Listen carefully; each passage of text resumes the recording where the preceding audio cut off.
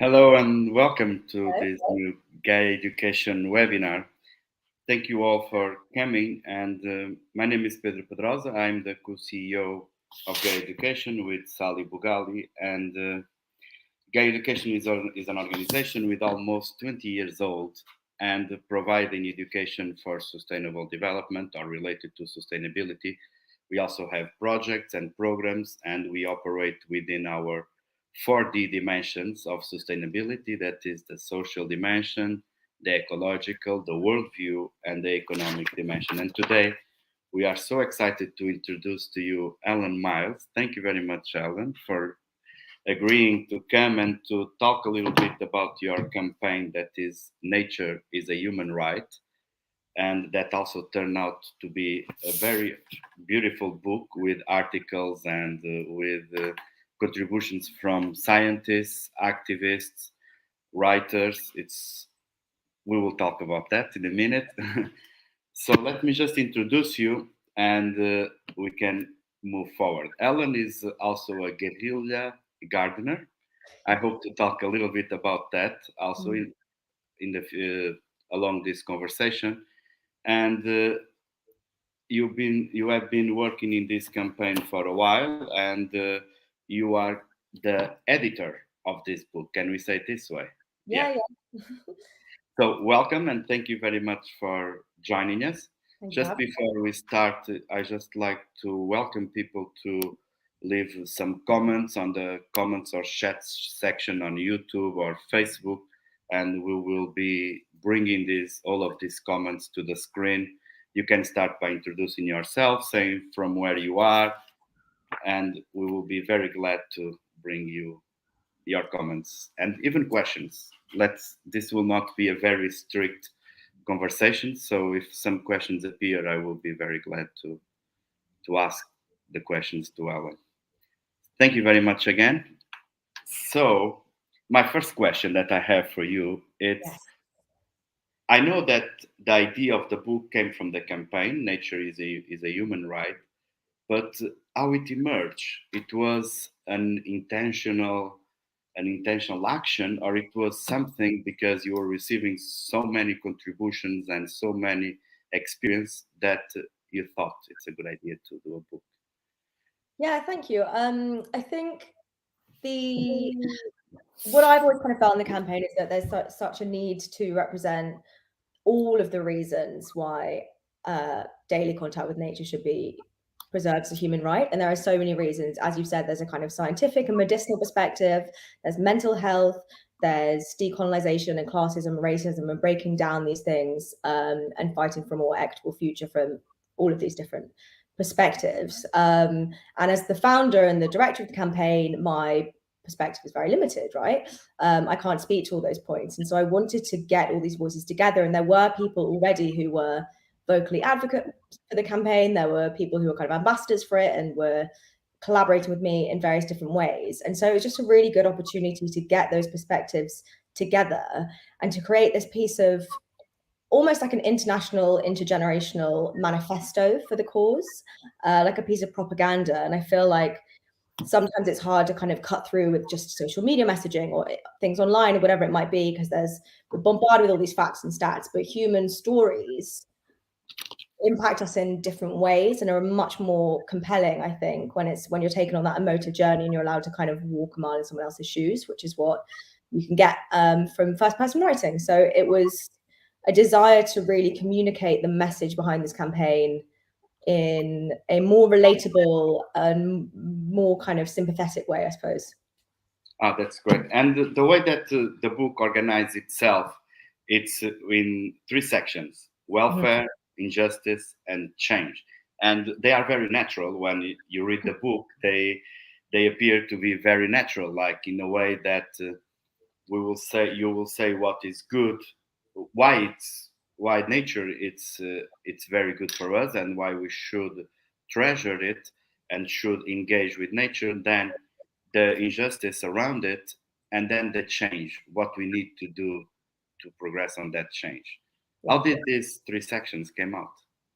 So the three sections are sort of the logical argument for the campaign being necessary. So I studied philosophical logic at university, so it's very much how my brain works. And it's even, from my Instagram bio to the way that it's positioned on the website, it's always very much been it's also the narrative of my realization of the need to make contact with nature a human right. And that logic is, we know more and more how essential daily exposure to verdant, green, biodiverse, beautiful spaces is to our health and happiness. So something Dr. Ching Lee says in the book, that he has found that exposure to nature is as vital to our well-being as regular exercise and a healthy diet. When you think about exercise and diet being kind of posited as the two pillars of health, actually, it's not these two pillars, it's a tripod. We need nature as well. It's encoded in our genes as natural animals. So we need nature, and we're learning more about that every day, especially as the world urbanizes. There are more and more studies, and especially post-COVID, about our mental, physical, cultural, spiritual community need for nature and how that impacts us in myriad really significant ways. So we need nature. That's the first kind of point. That's the welfare chapter. That's all of the amazing ways in which nature is this kind of panacea, this cure-all, this almost miraculous thing that really works its magic through every corner of our bodies, from our immune system, our digestive system, our hearts, our lungs, every single part of our bodies, our minds. It improves them. So that's the first chapter. The second chapter is then looking at the fact that we're actually being increasingly deprived of nature. So there's this real painful irony that's emerging. In step with our growing understanding of our need for nature is our growing distance from it. So the world is getting grayer by the second. Concrete already outweighs every tree, bush, and shrub on Earth. And that's just continuing as we continue to urbanize. And unfortunately, these lines of nature deprivation, as with most social inequalities and injustices, falls along the fault lines of income, ethnicity, background, education, and all of the kind of classic demographic traits that are being socioeconomically imbalanced by the systems that we're in, essentially, and that are being marginalized and discriminated against. And nature deprivation is feeding into that.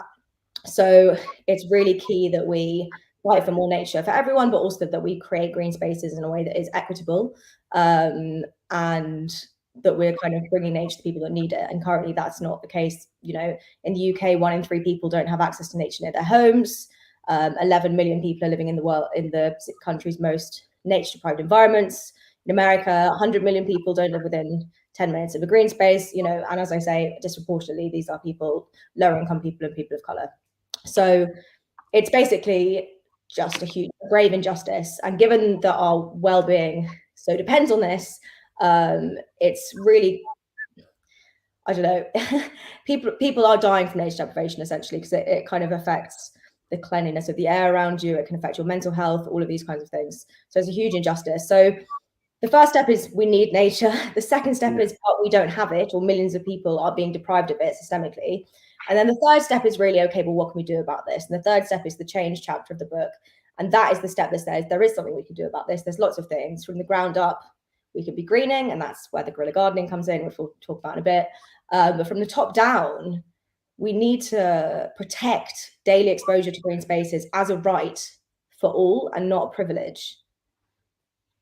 And I totally agree with that. But just one thing that it came to my mind while I already read the book 2 times, and while I was reading the book, it came to my mind that is, nobody looks at nature, at green environment, and thinks that's ugly. No, when people looks at it, they feel good with themselves. They appreciate. It's not like, look. Of course, you can look to the skyline of a city, and you also feel it's pretty, but you don't look to a power plant or something and you think it's pretty. You look to nature, to a forest, to the horizon, and you really like it. And you feel this. You have this feeling of a pleasant feeling of being part of that environment. But what do you think this feeling that everybody has? I believe so, since the powerful man in the world to the smallest child in the world. But why do we keep running away from it? Yeah, it's really interesting. So I think, the reason that we have this need for nature is an evolutionary reason. Like our ancestors were safest in these green, verdant spaces where obviously there's lots of water, there's lots of food, there's plenty of kind of abundant nourishment and things that you need, and there's also places to hide and safety. So for all of these reasons, we need nature around us, and also for the reasons that mycobacteria, vaccae, phytoncides, all of these things that nature gives off are vital for us. The reasons, so we have this innate biophilia, which is a term that essentially means love for nature. But the reason that we are running from this is it's difficult to say, but essentially humanity has like to define itself in terms of separateness from nature. When we come to think about what it means to be human, we tend to define that in terms of the things that separate us from other animals, the things that separate us from nature, and we like to be in control of our environment and in control of nature. We like to think that we're masters of nature, and I think some of that comes down to the classical monotheistic pyramid of creation, where humanity is created in God's image and therefore is separate from and above the rest of creation. And I think partly that, along with a general desire for comfort and ease, has led us to try and control our environment and try to kind of put ourselves in a situation where we're not being impacted by these forces and can kind of control it all. And that's obviously gotten away from us, because what's happening now is that we're actually damaging ourselves with the destruction of nature. We're lending ourselves into a space where we're going to be soon a lot less comfortable. Like it was 40 degrees in London yesterday, for instance, as a result of human-led global warming, and that is itself a symptom of our disconnect from nature. But do you think we are realizing that we actually, because the relation that I made, it was the same relation as the word development. For years and years, we look at the big city and we thought this is development. Yeah. And then we went to Africa or to Asia or other places that they don't have big cities, they don't have the technology that we use today, and we said that they are not developed. And yes.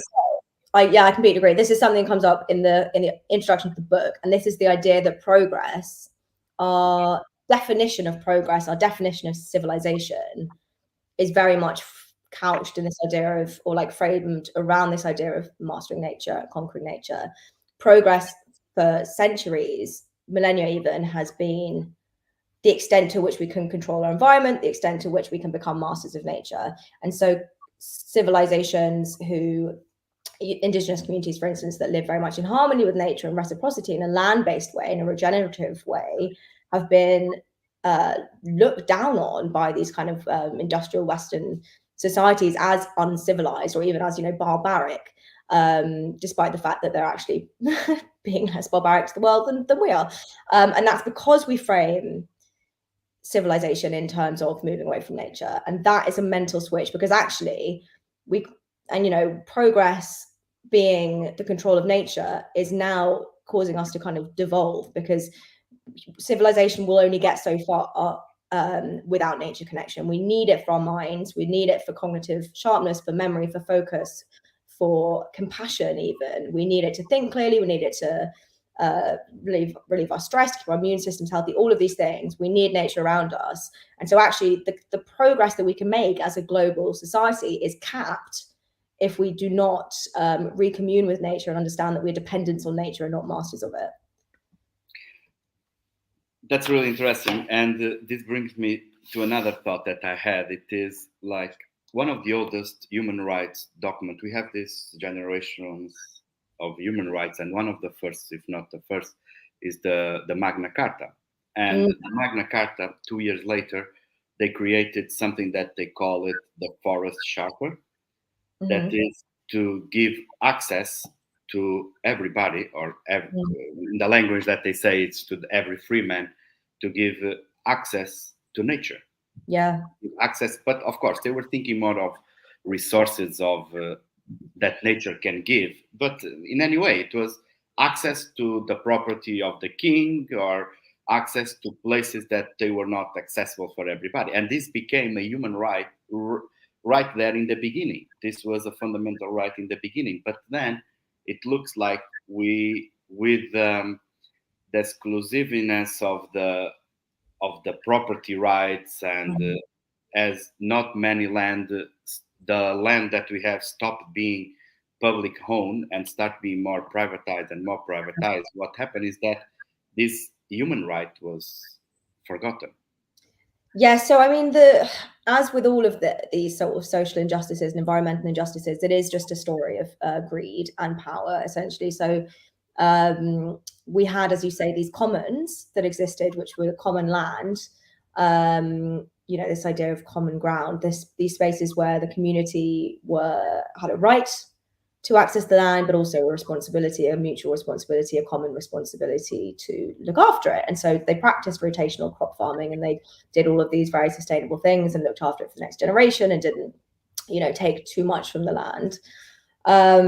But then, so sort of post William the Conqueror, post 1066, and also mainly from the kind of I think in the 16th century, for 300 years around then, there were these huge enclosure acts, which basically, this is in England specifically, the royals were enclosing land from the commoners and were taking it, that's where the word commoner comes from, the commons, and were using it for private hunting grounds. So, previously people would be able to not only access nature and grow food, but also like get their food if they were hunting, or all these kinds of self-sustenance things. And that's when people were kind of forced into wage servitude, is when they were no longer able to have this right to the land.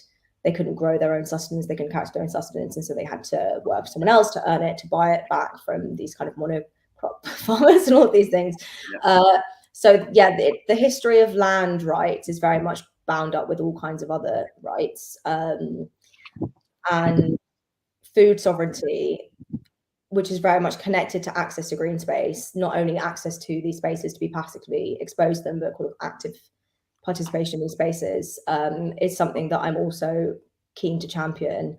The nature of the Human Rights Campaign is more, from the baseline that people should be able to access a leafy, green, verdant space and have access to that all around them, even without having to try. No one should have to take time out of their day to visit these spaces and come back, because the reality is a lot of people don't have time for that. A lot of people can't make the journey even if they wanted to.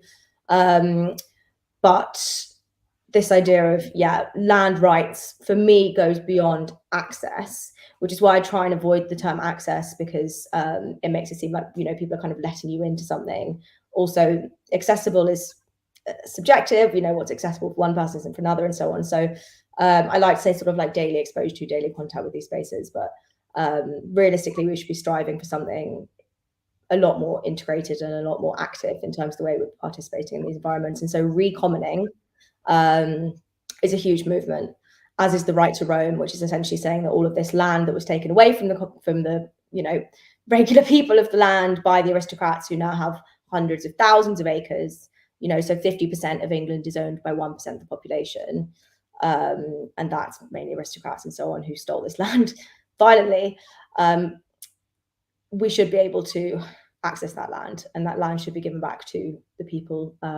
And not only will that be good for them, it'll essentially help regenerate the whole environment and restore biodiversity as well. But inside of the cities, there are these public small gardeners or even parks, but people are not allowed to go and to decide what they want there. Even myself, in my building, the residents association, I don't have power with the gardens that is for the residents association, that belongs to the building itself.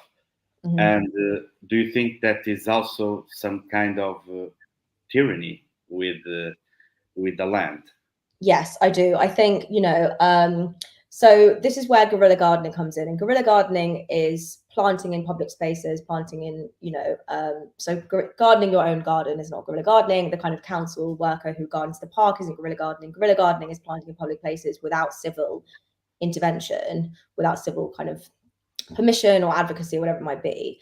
And some people say guerrilla gardening is gardening on land that isn't yours, right? It's gardening on land you don't own.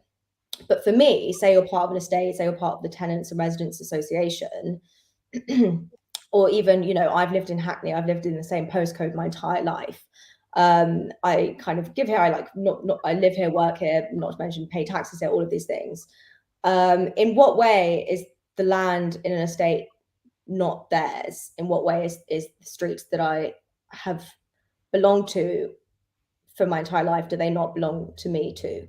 And the idea that land ownership is all about financial possession is, I think, quite a dangerous narrative, and that's what's led to all the displacement of Indigenous communities around the world into marginalized groups when they kicked off gentrification, all of these things. So I think we need to start seeing land as something that is owned by participation and engagement and improvement rather than money.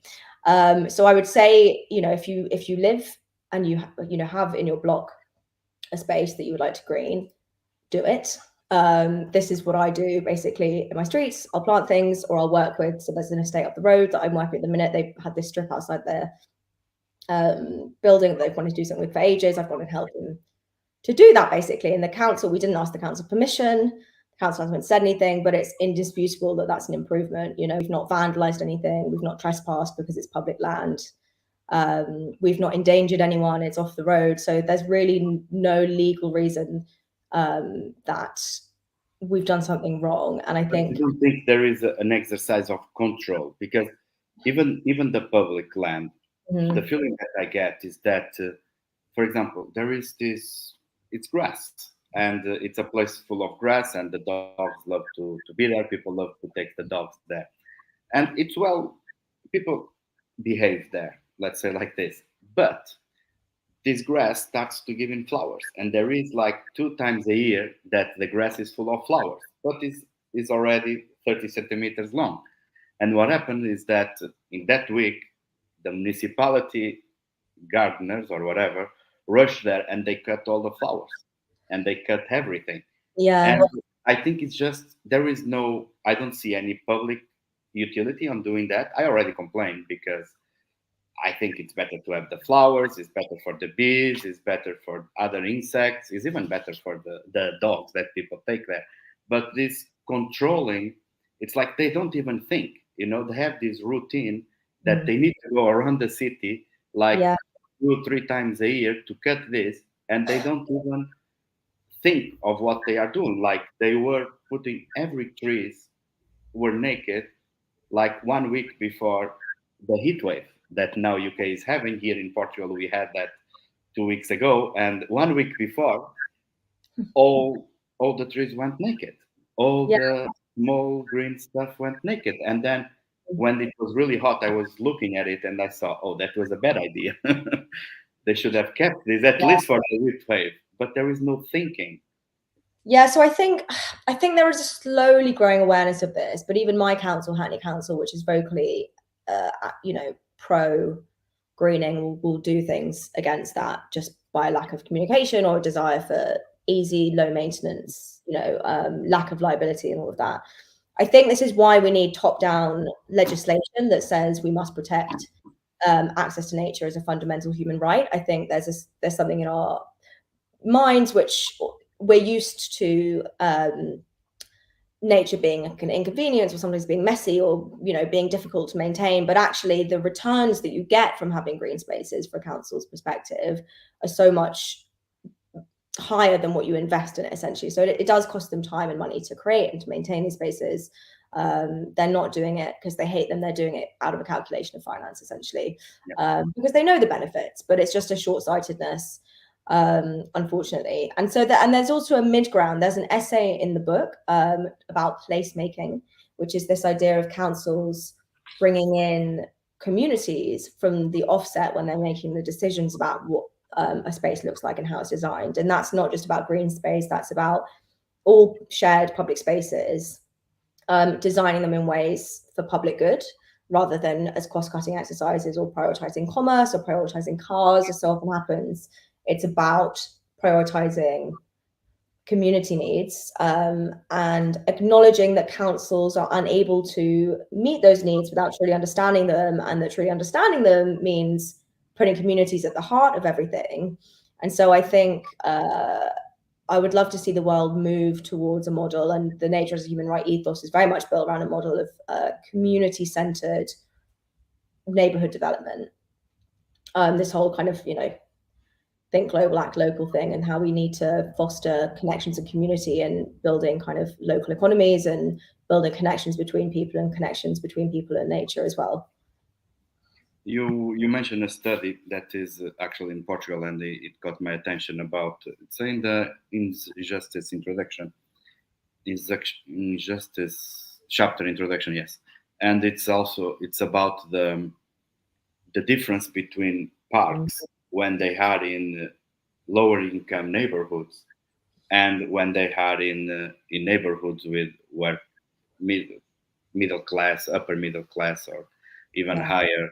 And this is actually that we see, is something that we see. And what we imagine is that the parks that came in these lower income neighborhoods, let's say, this is public housing. So when they project the entire neighborhood, they do it in a way that they want to have these green spaces. They want to have this, but then they are not able to go there to maintain it, or even the facilities that they have. Sometimes what we see very often is that things that were built in the 80s or in the 90s had like public toilets and stuff like that they are closed for ages. Yeah. Because they don't go there, they don't use this, they don't treasure this stuff that they built in the beginning. But why this happens in these places with lower income neighborhoods then, and not it's happening in the other ones?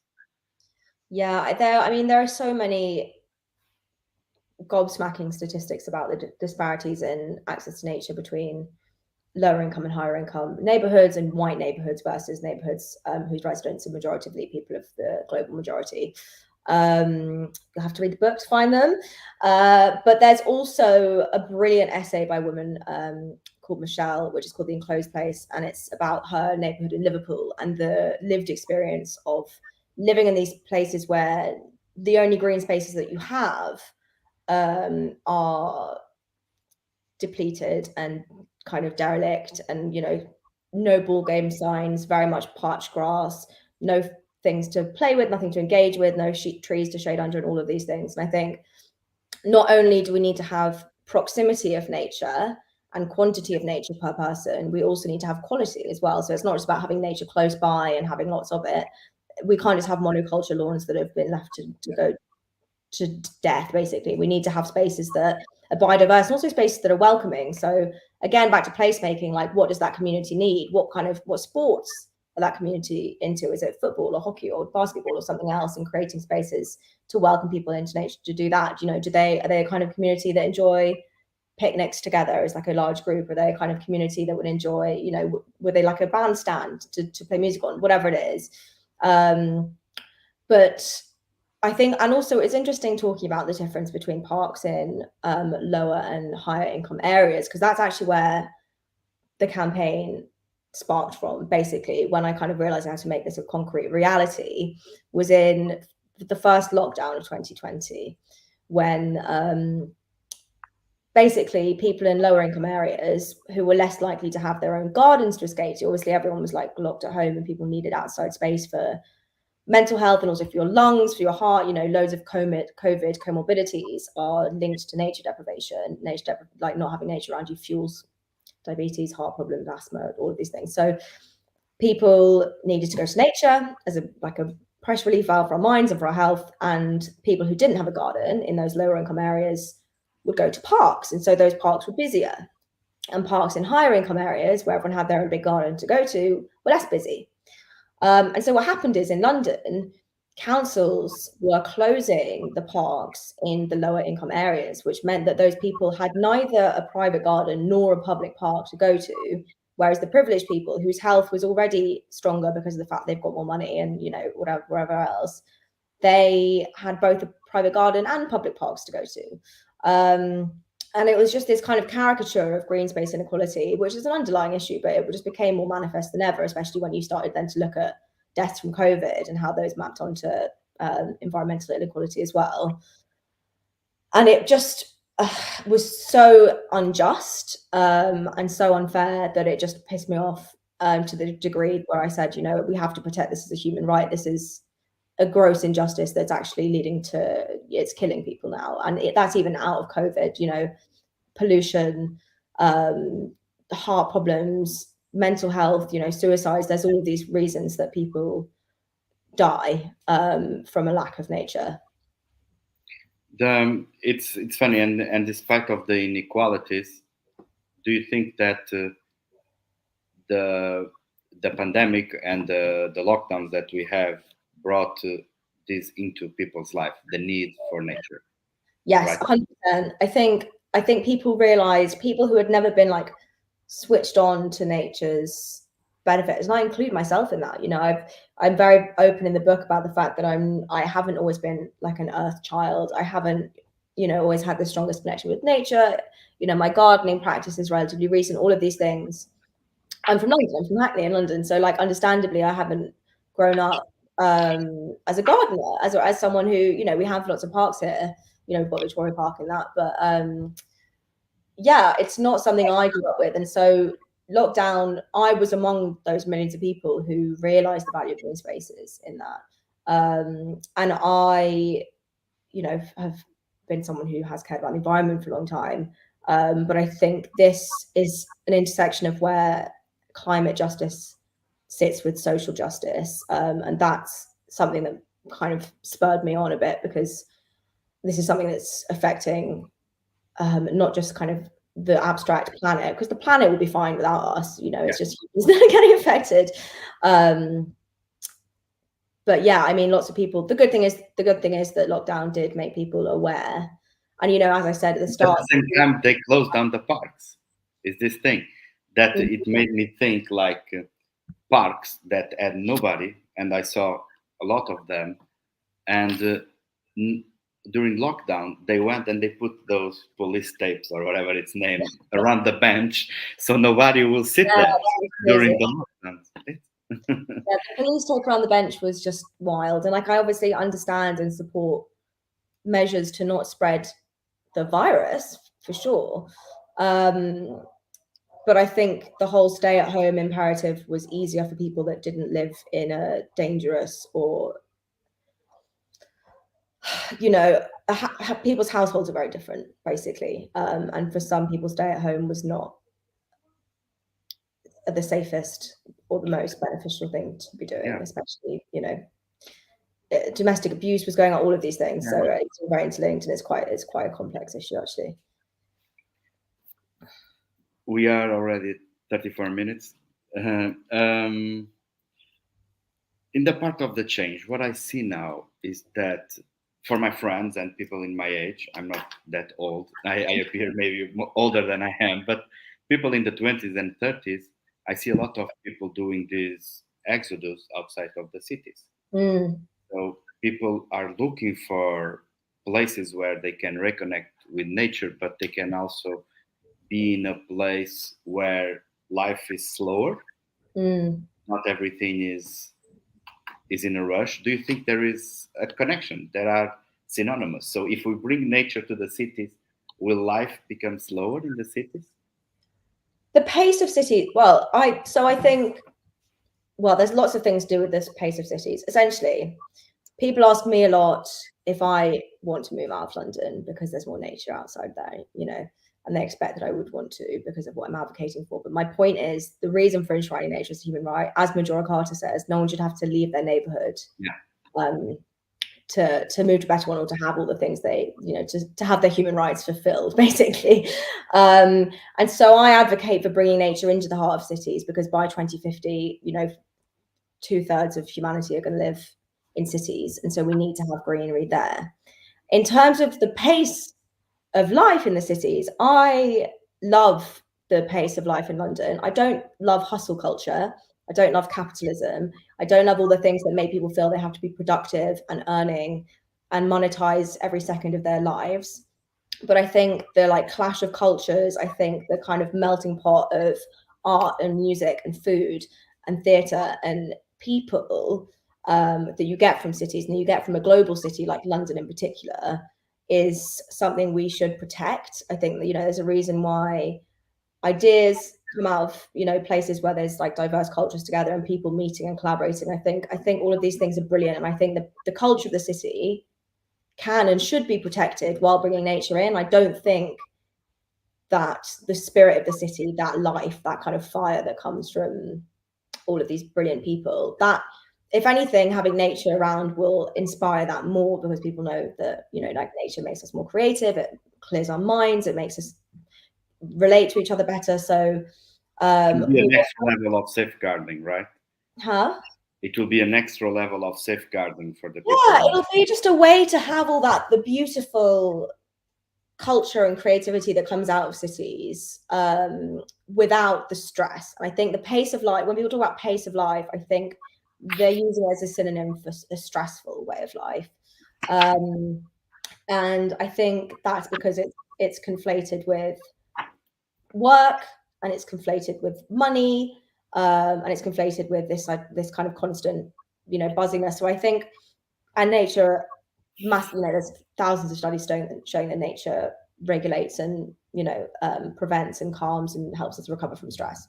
So pace of life, I don't know if it will slow down with nature, but I don't think that necessarily has to be a bad thing. Yeah.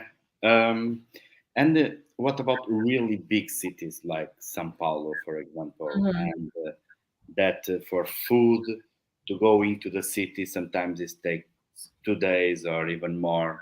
So it's almost impossible to be inside of that city eating fresh, eating organically. And do you think that people taking over to these spaces that they can become green in the city might be a solution for that? Or yeah, definitely. I think, you know, as I say, community food, creating this kind of like small farms, local shared food swaps and seed swaps, and just community growing of various crops, is a way to give people not only contact with nature, but, you know, sovereignty over their food, and their health and their nutrition and all of these things. And, you know, it is expensive to just stay alive nowadays. We're paying for things that, you know, hundreds of years ago we would have been able to sustain and provide for ourselves. And we've lost that power. And I think that bringing nature into the heart of cities and handing the land over to the communities to grow on. But, you know, there's a reason they don't want to do that. It is a power thing. It's a control thing. You know, it's the way that, you know, the British government hand out contracts to their mates who are all private profiteers. It's the way that, you know, the seed companies and the chemical companies have a hand in legislation. It's a systemic issue, and so it's not going to be easy to convince them to hand over that power. And so they'll let us to kind of create these small gardens as they're like, oh, that's nice, they're doing a community garden that can tick some of our green boxes, but it's not going to be a cultural shift unless we really come together as a global society and demand this change. Do you think that if more and more people want to go and to build these community gardens, trying to grow their own food in the city? Because one thing that I see is when you grow your own food, you have 20 varieties, for example, of beans. When you go to the supermarket, you have 2 or 3 varieties of beans. So it's really this difference that I start feeling that there is like, this is intentional, not to allow people to grow their own food, not to allow people to explore their own food suppliers or food. I could talk about the food system all day long. I mean, it's an adjacent issue, but there are essentially now chemical companies like Monsanto and Syngenta that own 90% of the world's food seed stock. And they create these hybrid seeds, which means that they can't pass their trait. They're not fertile to pass their traits on to subsequent generations. And so you have to keep buying these seeds back. There's no point saving these seeds. You have to buy them from these chemical giants every year. And obviously you need the chemicals to make the seeds work properly. So you need the fertilizers and so on. So you can look at like Kenyan farmers where the legislators are in the pockets of these chemical giants essentially, and there's legislation against Kenyan farmers saving their own seeds or doing seed swaps. Like it's illegal for them to do that, which is crazy. This is like a basic, again, a human right, I would say. So I mean, we could go into this really deeply, but it is we need like seed sovereignty over our food is vital for creating a more regenerative world. Essentially, like it's not sustainable for us to work in these industrial, agricultural, monocultural frames of growing. It's leading to malnutrition. People think malnutrition is about not eating enough. It's about not getting enough nutrients. And when you mass farm these products, obviously they're watery. They're made for scale and kind of how many vegetables you get off the vine, basically, rather than taste, nutrition, etc. So I'm a big advocate for bringing food into the heart of cities. And again, in the book, there are two brilliant guerrilla gardeners. One is called Ron Finley, and the other one is called Tayshan Hayden Smith. And Ron Finley has an amazing TED talk. He's called the Guerrilla Gardener, and he started planting food onto the kind of street side, what they call a parkway in America. There's this soil by the side of the street, and the city's authorities wrote him up for gardening without a permit. They said, you have to pay us if you want to do this. Again, it's all about like power and control and money. And they said, you have to get rid of the vegetables. And it's just like, well, why? This was just parched, bald soil, and now there's a community resource in it. And he won his case, if anyone is interested, and he recounts it brilliantly. And what he says to Tayshan in there, so what they have in the book actually is this brilliant conversation. So in the book, there's essays, there's poems, there's interviews, there's all these kinds of things. And this is like a very dynamic conversation between these two men, these two Black men, which I think is relevant because their experience of gardening has been mitigated by society and their access to nature has been mitigated. So it's a really, really powerful conversation when they both kind of stepped into their roles and like their power as gardeners. They talk about how their access to nature and the education around growing food is not provided, and the fact that that is intentional. Yeah, that conversation is really funny because he starts saying that he's a gangster gardening. Yeah. It's really funny. Going back a little bit to the human rights issue, now we are on this shaping this third generation of human rights, and that good environment, it's actually there. It's actually something that we are that I think almost everybody agrees, but it's not the same thing what we are talking about, right? Yeah. So in terms of human rights, so the right to a healthy environment was enshrined as a human right last year in October, November. And that's something that David R. Boyd, who's the UN Special Rapporteur on Human Rights and the Environment, was pushing through and succeeded in pushing through. And the right to a healthy environment includes things like access to nutritious food, access, clean air, clean water, sanitation, and all of those things. And it says there should be healthy biodiversity, but it doesn't say that we get to access those things, or that we get to, it doesn't say the food should be should be owned by the community, that the community should have sovereignty or security over that. It doesn't say that the clean air should come from trees or from a lack of, cars. It says just clean air, clean water. So nature is mentioned, but nothing about access to nature.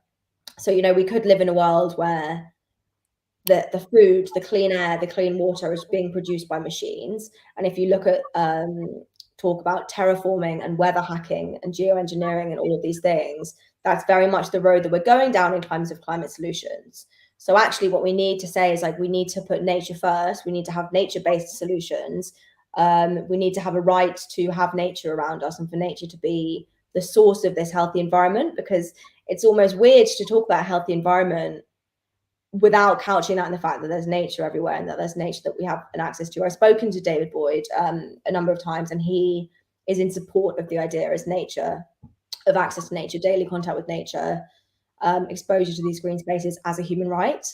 So I'm looking forward to speaking to him more and finding out how we actually get that passed and how we get that included as part of. So I'm not seeing this as like a separate human right now, but rather a clause, a part of what is currently a 6-step right to a healthy environment. I think this should be the 7th step, is that, this obviously a healthy environment is an environment filled with nature that you have kind of exposure to on a constant basis. That brings me to a suggestion, actually. It's like we have the Children's Rights Convention. They also mentioned the right to have a good environment and to fight climate change. and this committee, that is the committee that evaluates how countries are doing, they actually specify the meanings of some words or some concepts that they are in the convention, the Children Rights Committee.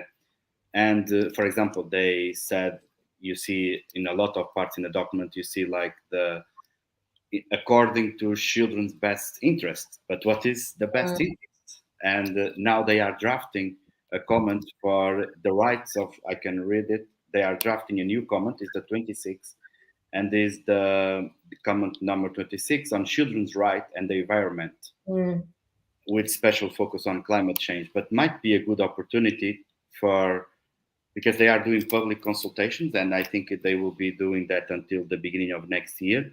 Yeah, It might be good for people to go there and also say that accessing to nature is also a children's right, not just to have policies around having protecting the environment or protecting the children against uh, climate change, but also allow children to have the right to yeah. access nature. And I think it's just such a vital part of childhood. It's such a defining aspect of childhood, whether or whether not you have access to these green spaces. And there's actually a number of the essays in the book from wildly different perspectives talk about their experiences of either having nature or not having nature in childhood, and how that has impacted them now. And there's also countless studies on this. And again, you know, children get all the benefits from nature that adults do, but it seems to be even more intense. You know, it really affects their cognitive development, their health, their kind of symptoms of ADHD, which is rising, and all of these things. It also, interestingly, access to nature in childhood turns the adult they turn into a better environmentalist. So people that have had exposure to and like a relationship with nature as a child obviously come to love nature, understand it, and understand why it's important to protect it and why it's important to not harm it, essentially. And it's as we move into a world where we are, you know, in the midst of the sixth mass extinction, as we're in this kind of Anthropocene, this human-led phase in the Earth's history, we need everyone to be environmental advocates, and there's no way that they can care for nature if they have no experience of it. Yeah, that's entirely true. And actually, we in education we develop we have a European Erasmus project that it's called GaiaS, and it's to build a curriculum to be taught in schools and Brilliant. to engage children with sustainability, and the access to nature is very much there. And it's something that for sure we can talk about that more, because this project is just ongoing, and we are doing this with several partners around Europe, even Estonia, Spain, yeah, with several places, and Netherlands, and for sure we can collaborate and we can see what we can bring to this curriculum also. Yeah. Yeah, I think it's so vital, because education in nature is a huge privilege at the minute. Like, lots of parents want their kids to go to these like forest schools or whatever it might be, but you know, if you grow up in a city, you know, my playground was like a tarmacked thing. It was like tiles and bricks and that kind of thing. And so it's brilliant, and it's so enriching for children to have these wild experiences and to be kids and to enrich themselves in that way. But I think also all of us should have that. Like, adults should have that too. And play in nature and climb trees. Maybe for adults, a good starting point is with their children, because adults shape their life around their children. And maybe if we get to, if they see the importance that the access to nature to their children, how it is, how it works, maybe they will understand that for them is also beneficial. Yeah, I think a lot of adults end up getting interested in nature and the climate justice in general because of their children, and wanting to give their children the best childhood and the best kind of life that they can. But I would encourage anyone, you know, I'm a childless person, to value yourself as much as you would another, essentially, and to value each other as well. Value, especially, you know, people in more deprived circumstances, we are all, and even if as someone who doesn't have children and might never have children, I'm still an ancestor to the next generation. All of us are still ancestors to what comes next, and so we need to be making decisions. Essentially, I'm worried about nature deprivation as it's getting worse and worse and worse, and I think we need to protect contact with nature as a human right now to protect subsequent generations as well as this one. Yeah, and actually, the role of educating children is the role of a community, not the role of parents or teachers. It's a role of everybody, and I think we are losing that a little bit. I remember when I was a kid, everybody, the bakery man, the bookshop man, or the coffee woman, everybody was educating us. Like we went to a place to get the bread, and then the other one will give us the butter, the other one will give us the juice. So it was a community event. It was not just teaching. And what's happening nowadays is that students are passing more and more time into the school, and more time closed, actually incarcerated in the school and not enjoying the environment around. Because like you said, your playground was a tarmac. For me, in the beginning, it was soil, and then they put a tarmac there. So they went the other way around, and we had that we loved to play football there and to be dirty, but because we were dirty, they decided to put a tarmac there.